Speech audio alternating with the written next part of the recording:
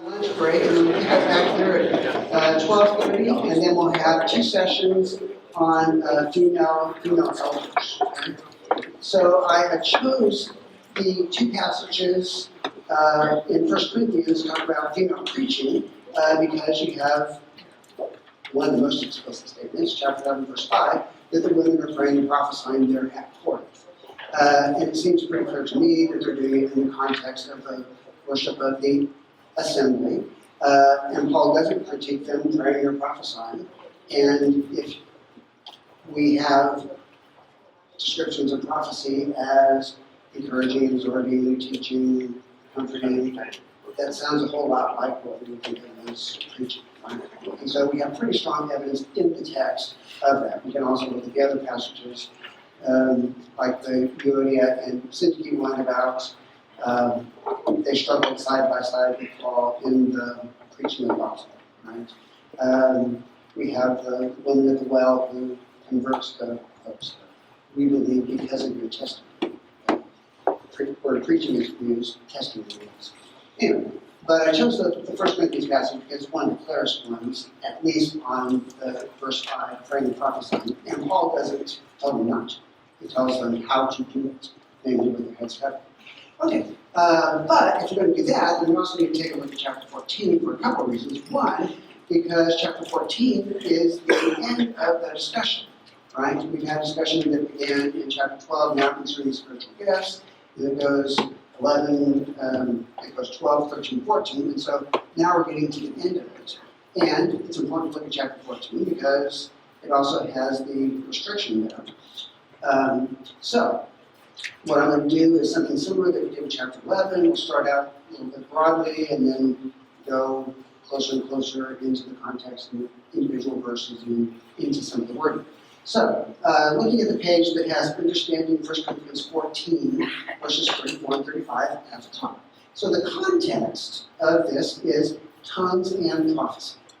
And we know that because chapter 12, 13, 14 all talk about tongues and prophecy. That part is really pretty clear. So when you get to the chapter itself, it breaks into two parts. The first part is, what's the big difference between tongues and prophecy? And Paul's answer is intelligibility. You can understand what prophets say. Tongue speaking requires an interpreter. And then verses 26 to 40, what's the main point of tongues and prophecy? Edification, and we're at the conclusion once we get to 26 to 40. And you can see the key terms that recur there in chapter 14, tongues, prophecy, prophesy, prophet, edification. It becomes clear just by all the words that are repeated what we're talking about. So, what are some of the key features of this last section in 26 to 40? I want to mention two things. One, we have a bracket. Fancy talk is inclusive, which basically means bookends. Okay, so you have kind of the same theme beginning and ending the passage. So in verse 26, it says at the end, "Let all things be done for edification." And then in verse 40, it ends with, "All things should be done decently and in order." Okay? And so everything between 26 and 40 is Paul's attempt to describe the activities of the Corinthians and have them be done for edification, and have them be done decently, and have them be done in order. Okay? And the second point there, it's not surprising that in these 15 verses you have 14 commands. Because we've reached the end of the generic talk about spiritual gifts and how love fits in there. Well, now, what are we going to do? And so we get 14 commands in 15 verses, which fits what we might think when we get into the conclusion. We're going to get what are we going to do about it, right? So, just to give you a sense of how these last few verses in 26 to 40 are structured, the main theme, and we're just going to see a number of commands. So, a brief outline there. You have your theme in 26, you have discussion of tongues, you have discussion of use of prophecy, and then you have some concluding remarks. So let's take the tongue speakers first. in 27 and 28. Paul gives some instructions to the tongue speakers on how to use their tongues, and he gives them under the headings of 4 different things they should be thinking about as they use their tongues. The first category is the number, and he says there should be 2 or at most 3. Okay? If you have 10 people talking at the same time, it's absolute chaos. Okay? So 2 or at most 3. And then he talks about the manner. They should take turns. It should be done in turn. You can have 2 or 3, but they should be taking turns as they're going through.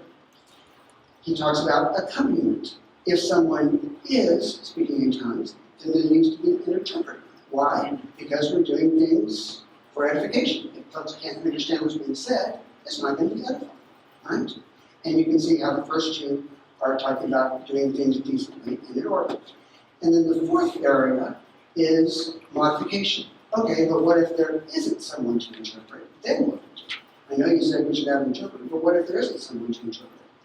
Then let each person be silent, and that person can speak to himself and to God. Okay? It's not saying you don't have to do that. You can do it between yourself and God, but do it silently because it cannot be done in a way that's going to edify others, because they're not going to understand what you're saying. Okay? Now, not surprisingly, he then takes up prophecy, because those are the 2 topics. And the categories that he uses are very similar to the categories that he uses for the tongue speakers. He talks about number. He says 2 or 3, because we're going to do things decently and in order, right? He talks about accompaniment. There needs to be other people who are weighing what the prophets are saying. And there are other places that talk about weighing what the prophets say as well. Say versus 1 Thessalonians. He also has a modification. Well, what if a revelation is made to another? Well, then the first one needs to be silent, because we have to do this decently in order so people are edified by it. We can't just have all these prophets talking at the same time. That's not going to be helpful. And then he talks about manner, 1 by 1, which is virtually synonymous with what we heard with the tongue speakers, 2 or at most 3 taking turns, right? And then he has 2 other categories that we did use. He adds a statement about the purpose of the prophecy is in order that all may learn, and in order that all may be encouraged. So if people are learning when prophets speak, then the speaking that prophets are doing is teaching. Right? That is 2 parts. Okay? Teaching and learning. And if people are encouraged when prophets speak, then what prophets are doing are offering encouragement. And people are receiving that encouragement. So we get 2 other additions to those other lists that we had of what prophets do: strengthen, exhort, comfort, that we found in other places. And then finally, verses 32 and 33, we get an argument for self-control. So, I'm imagining a prophet saying something like, the Spirit comes over me and I just have to speak. And Paul says, the spirits of the prophets are subject to the prophets. If you have a gift of prophecy, you have control over it. And then he gives a reason for explanation, right? God is not a God of confusion, but a God of peace. God doesn't give gifts to the church that are inherently not edifying, confusing, out of order. God gives gifts that are for peace, for edification. Things to be done decently and in order. So, that takes us down to verses 34 and 35. And so, as we move to verses 34 and 35, what I think is important is to notice that what is said to the women in verses 34 and 35 is very similar to what has just been said to tongue speakers and to all the prophets. Okay? So, women are told to be silent. That's the same thing that was told to the tongue speakers and the prophets. And why were the tongue speakers told to be silent? Because you need to do things for edification, do things decently in order. Why were the prophets told to be silent in verse 30? Because you have to do things decently in order, and for edification. So I'm assuming that when we come to the women in verse 34, the same kind of theme applies. You need to speak for edification, and it needs to be done decently and in order. Okay? You can see that the speaking is also an issue, just like it was with the tongue speakers. But what kind of speaking varies depending on who we're talking about. So in 27, we're talking about tongue speaking. In 28, we're talking about prayer, actually tongue speaker speaking to himself and to God, right? 29 is talking about prophecy.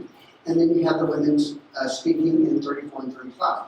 My sense is, since the two main themes are tongue speaking and prophecy, from 12, 13, 14, we're still talking about tongue speaking and prophecy, but we move now from a generic speaking about prophecy to some specific female prophets that were added on.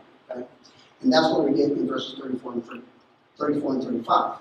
Now, in verses 34 and 35, when it says they're not permitted to speak, but should be subordinate even as the law says, that to speak there that we also get in verse 35, shameful for a woman to speak in church, that's an infinitive. And Greek has two ways, two main ways of doing infinitives in terms of the tense. It can be present tense or it can be aorist tense. And you're going, oh my gosh, I love this, tell me more. I know. Okay, so what is the rub here? If it's present tense, it refers to ongoing activity.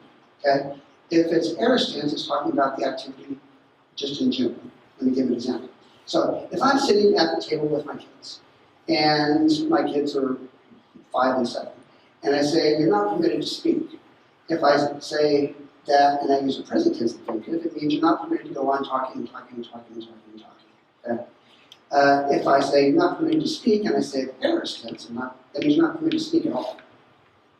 You see the difference? You're not permitted to speak can have different kinds of connotation depending on the type of activity that you're talking about. And Greek has a way of doing that with present aorist tense. So, what do you think Paul used there? Do you think he used the present tense or the aorist tense? Do you think he said you're not permitted to go on talking? Or do you think he said you're not permitted to speak at all? Is the first one, which fits in with the themes of edification and doing things decently in order. You're not permitted to go on talking, if it's not edifying. You're not permitted to go on talking, if it's not done decently in order. The same kind of restrictions that were given to all the tongue speakers, the same kind of restrictions that were given to all the prophets, are now given to the women. You too have to do things for edification. You too have to do things decently and in order. And verse 34, notice also that we have this language, women should be subject, we have subordinate there. That's the same kind of language that's used in verse 32. In fact, it's the same verb. And if your translation is doing a good job, it should use the same English word to let you know it's the same Greek word. So the same kind of, you need to have control over yourselves, of all prophets, is said to the women. You need to have control over yourselves as well.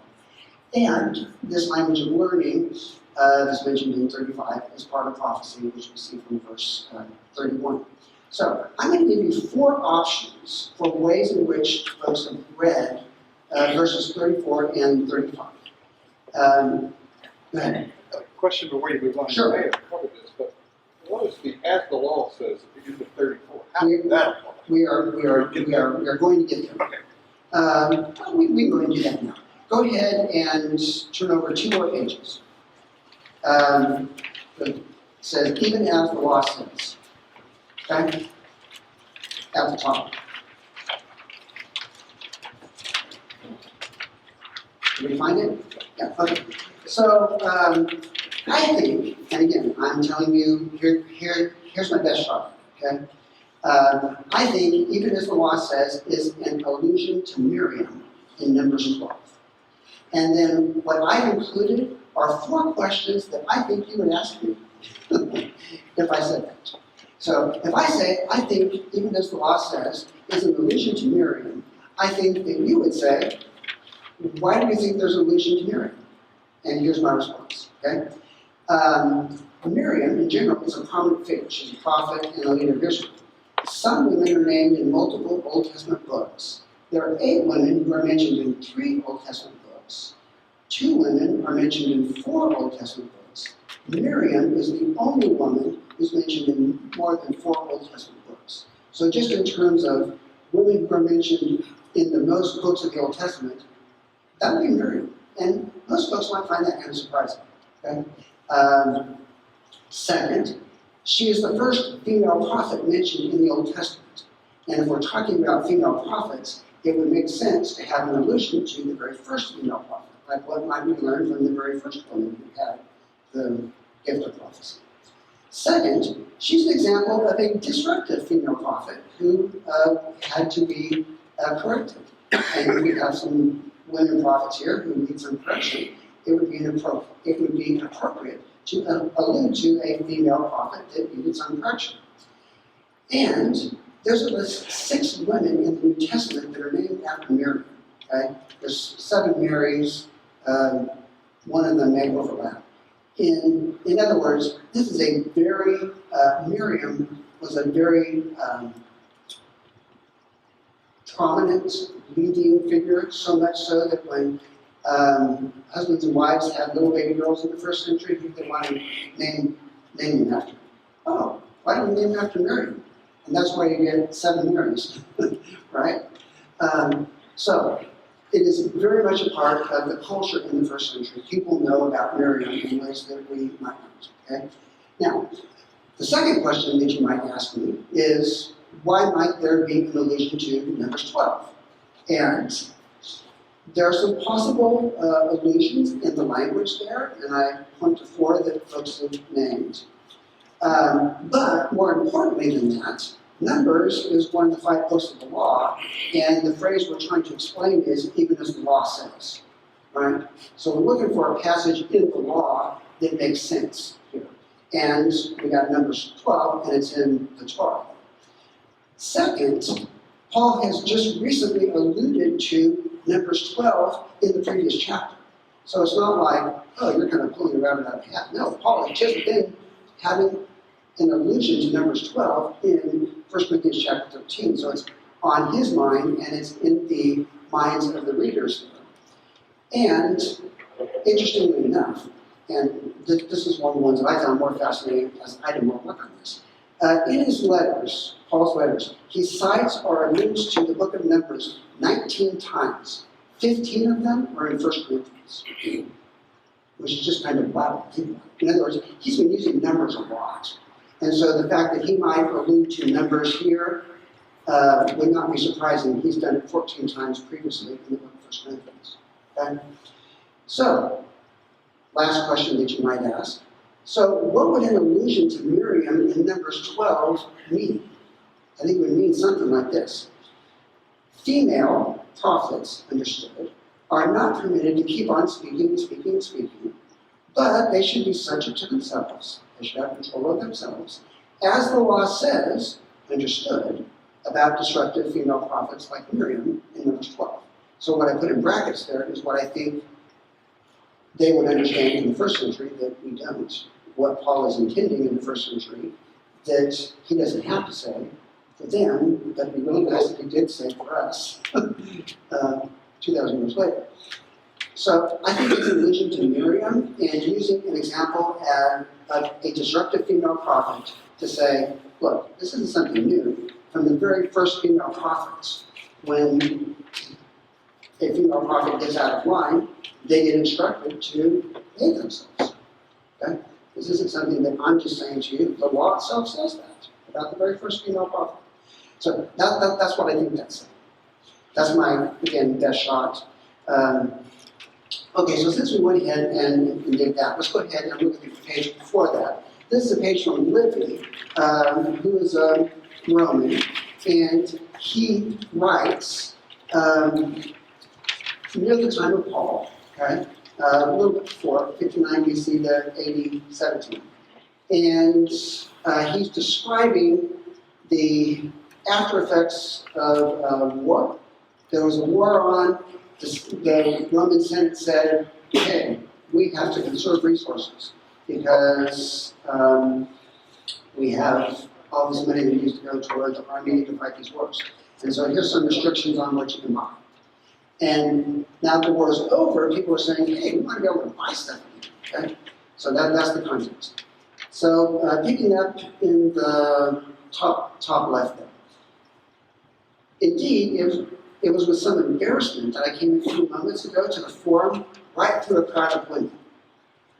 If I had not held in respect the dignity and basic decency of each woman as an individual, it would mortify them to be seen receiving a scolding from a consul. I would have said, what kind of behavior is this? Running around in public, walking streets, talking to other women's husbands? Couldn't you have asked your own husbands the same thing at home? Doesn't that sound really similar to what Paul says in verse 35? Ask your husbands at home, right? So, is Paul quoting Livy? I doubt it. Is Livy quoting Paul? No, Paul hasn't written this yet. Both of them are reflecting expectations for women's behavior in public, right? There's certain expectations of women's behavior in public and behavior in private. Now, why is this an issue in the first century and in Corinth? So, women's behavior in public, there's some restrictions. Women's behavior in private, which would be where? Their own home. There's freedom there. Okay? So, where is the church meeting? At home. Right? So, is a home public or is it private? Because if it's public, then there's some expectations for women's public behavior. If it's private, there's some expectations for women's behavior that are entirely different. They should feel free to speak up and stuff like that, right? So the church is dealing with a cultural issue of, okay, yes, we have expectations for women's behavior in public and private, but we happen to be in a setting that's a little bit of both. And how do you decide which rules apply? Do the public rules apply about women's behavior? Or do the private rules apply because we're in a house? That's part of the challenge that the church is working through. Okay? And it's not an easy one, to tell the truth. You wouldn't want to have to get an elder in that context, right? And you're thinking, yeah, we got our problems now too. Okay, so let me give you 4 options, 4 ways that people have read 1 Corinthians 14. You may not be like me, but I grew up and there was one option, okay? But I found out there are other ways this passage is read. So I'm going to read you 4 options, and I'm going to give you what I think are the strengths and weaknesses of each one. And since as I'm reading through, what I would like you to do is to try and pick out which one you think makes the most sense. And of the pluses and minuses, strengths and weaknesses, which one do you think is kind of the best piece of evidence that if I were starting to decide, this is the one that I would kind of start with, okay? So, option number 1 is that 1 Corinthians 14, verses 34 and 35 is a quotation from the Corinthians. Paul never said this. Paul is quoting what the Corinthians said. So, it reads, God is not a God of confusion, but of peace, as in all the churches of the saints. Quote, you people in Corinth say women should keep silent in churches. They're not permitted to speak. They should be subordinate, even as the law says. If there's anything they desire to know, let them ask their husbands at home. It's shameful for a woman to speak in church. End quote. To which Paul responds, what? Did the word of God originate in you? Are you the only ones who is preached? What are you doing coming up saying something like that? Okay? So, 1, strengths. The passage reads surprisingly smoothly. If there's quotation marks on it, okay? 2, if you're saying that verses 34 and 35 should have quotation marks around them, you might legitimately ask, why would you think that? Because my Bible doesn't have those. Quotation marks are an editorial decision, okay? That's the translator's choice. So, what evidence would a translator have that Paul might be quoting the Corinthians? Okay? Several, actually. Paul quotes the Corinthians elsewhere. In chapter 1, verse 12, some of you say, Apollos, some of Christ, some of Cephas, okay? Chapter 15, verse 12, how can some of you say there is no resurrection? So, does Paul quote the Corinthians? Yes, he does. We have two pretty explicit places where he does. And Paul mentions a number of sources of information that he has. He mentions Chloe's people. He mentions a letter. Okay? And we know from chapter 16, verse 17, that Stephanus, Fortunatus, and Achaicus have come to Paul and brought the letter. So he has people from Corinth who are sources of information that he can also be quoted. Okay? But, pretty decisively, at a number of points, Paul actually quotes the letter. Probably the clearest one is chapter 6 and verse 12. So go ahead and turn there. And I'm pretty sure that every one of your translations will have quotation marks here. All things are lawful for me, all things are permitted for me, probably in quotes, followed by a but, not all things are helpful. All things are lawful for me, repeated again, followed by a but, I will not be enslaved by anything. So we have what looks like a slogan, followed by a but, and a rebuttal. So it looks like Paul's quoting what they're saying, making a contrast, and offering an alternative. Turn to chapter 10 and look at verses 23, and just 20. All things are lawful, again, but not all things are helpful. All things are lawful, for the fourth time, but not all things build up. So 4 times you have a slogan, followed by a but, and some kind of rebuttal. It's pretty strong evidence that once you get it done 1, 2, 3, 4 times, yes, this is a quotation, and I am pretty confident that virtually every translation that you have out there puts quotation marks around that, okay? But that's done as an editorial decision. That's not done because there were quotation marks in the Greek text, okay? So, could Paul be quoting the Corinthians? Yeah. He has a letter, he has emissaries from Corinth there. We have evidence that he quotes the letter throughout 1 Corinthians. This is not a strange kind of thing to say. And there are any problems with reconciling 1 Corinthians 11, where when they're praying and prophesying, we're here they're told not to speak, right? So, what are the negative aspects if you're not the number 1? Okay? Well, yes, there are a number of quotations in 1 Corinthians, but none of them are this long. They all seem pretty short. Christ, Paulus, all things are lawful, there's no God but one. They all seem to be short kind of slogans, versus this one, which is pretty long. So it would be different than the other quotations that we do have.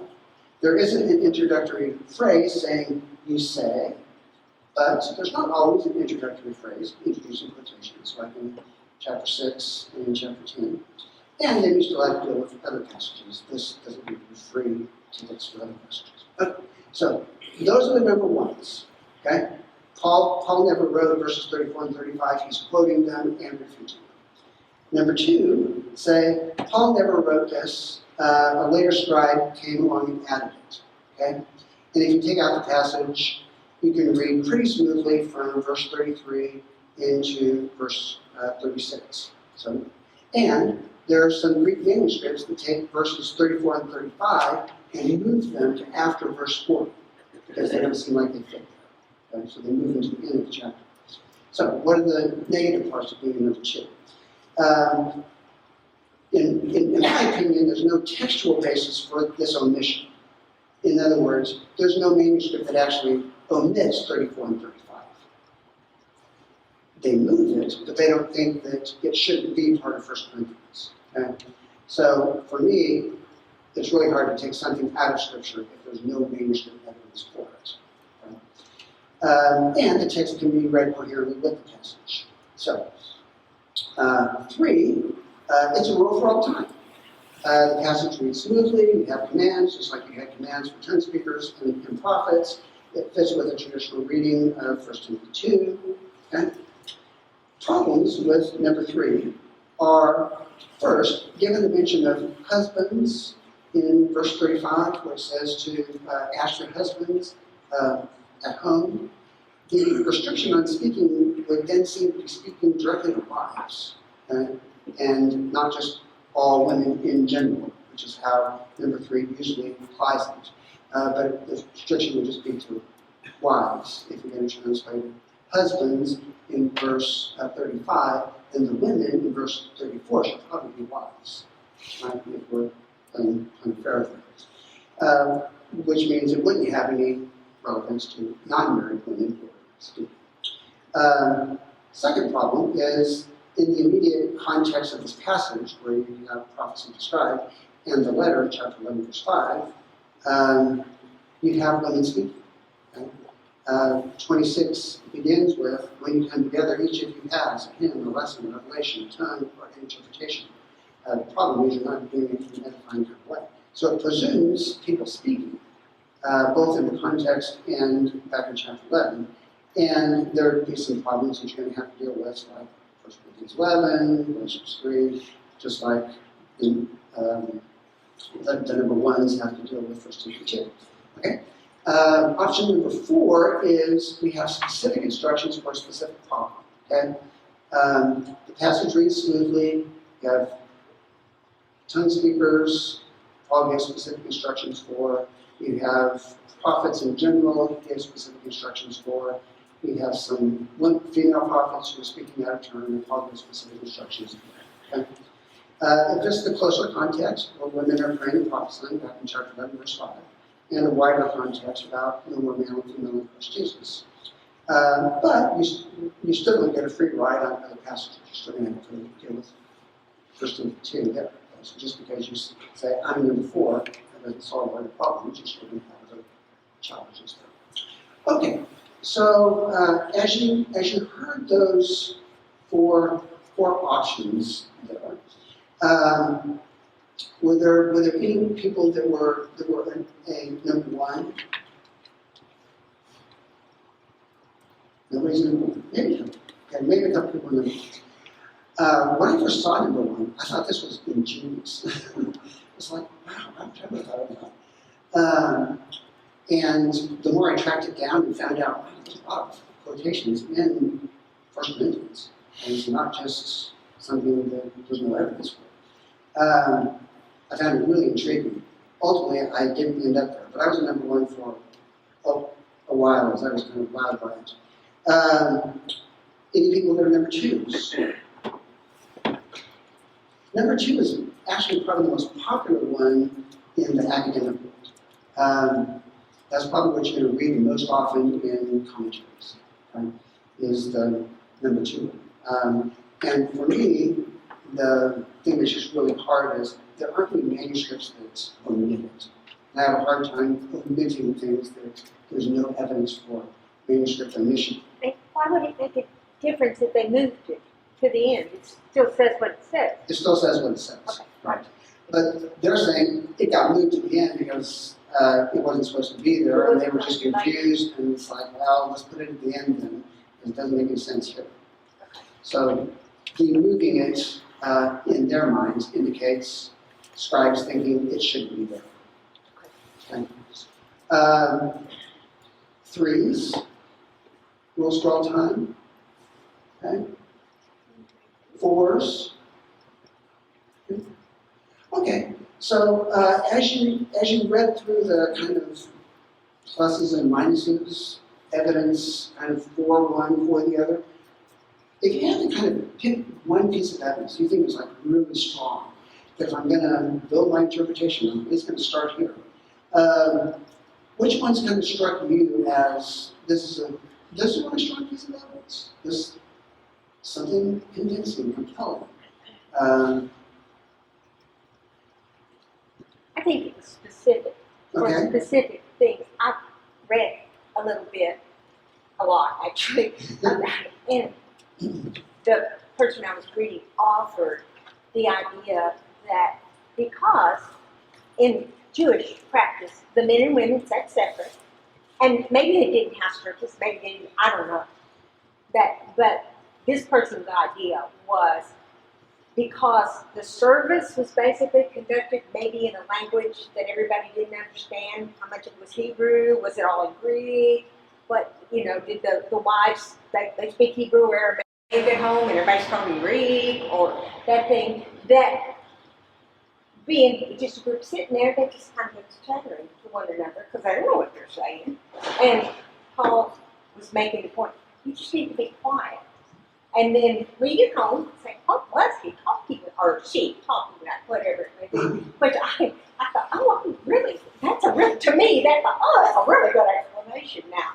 I'm certainly not the Bible scholar you are. Yeah, so Corinth is a really interesting place. Corinth has kind of a reputation of being a loud city, a party city, maybe something like New Orleans. It's a port city. There was a lot of traffic that went through there. It was on a narrow strip of land and isthmus there that connected the mainland Greece with the Peloponnese at the bottom.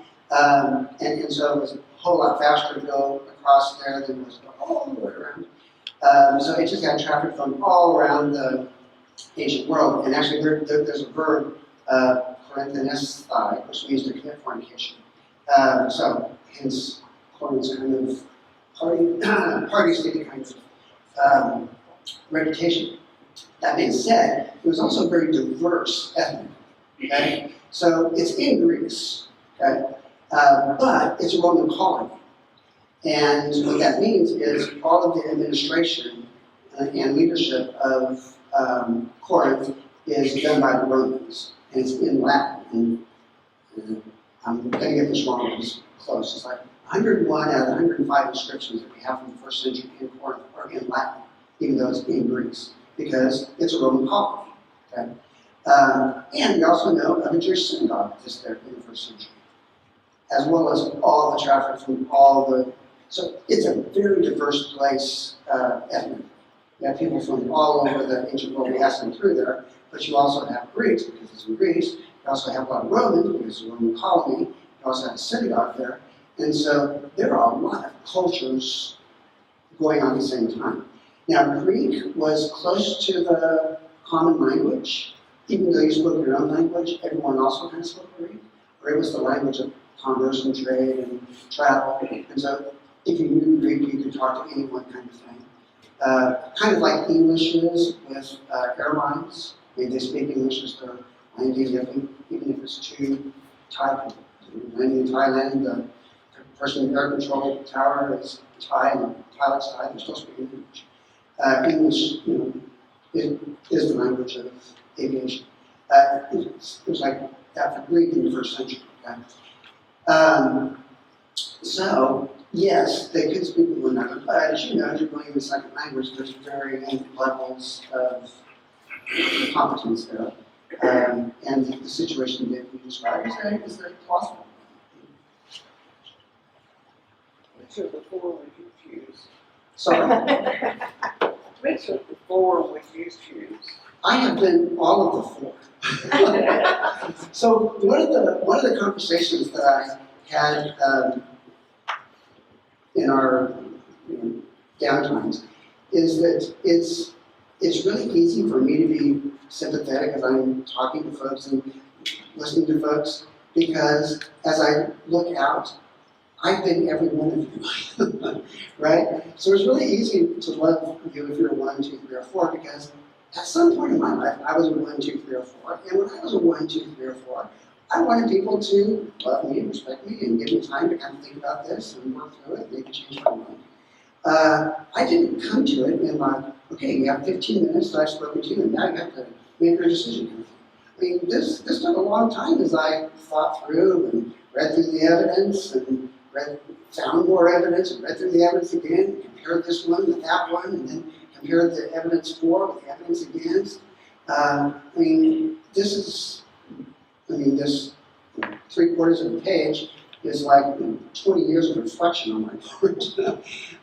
Sharing with you mainly the questions that I had, and the evidence that I found helpful, and the evidence that you will probably find if you read about it. So I'm hoping that you become a better reader of commentaries and stuff like that you might find out there, and kind of know what they're talking about.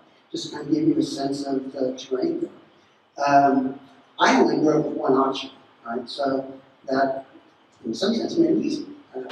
But in other sense, made it harder because some things just didn't fit. And so I've been in search of something that kind of does fit and makes it coherent and makes it meaningful, right? How can you have women praying and prophesying in chapter 11, and then women are supposed to keep silent here and they're not supposed to speak in chapter 14? 14, that's just one, right? So how do you make sense of that? So I've been all of them, to be honest, at some point. I mean, when I was early in my academic career, I put on the number 2 hat for a while, so I thought, every person I read, every person I know is number 2, so it seems like being number 2. Ultimately, I didn't stay there. And obviously, I grew up at number 3.